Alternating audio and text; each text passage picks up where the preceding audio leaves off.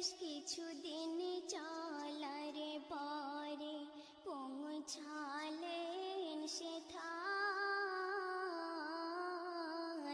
স্বামীর কবরের পাশে এসে নয়ন জলে বুক ভাসায়। স্বামী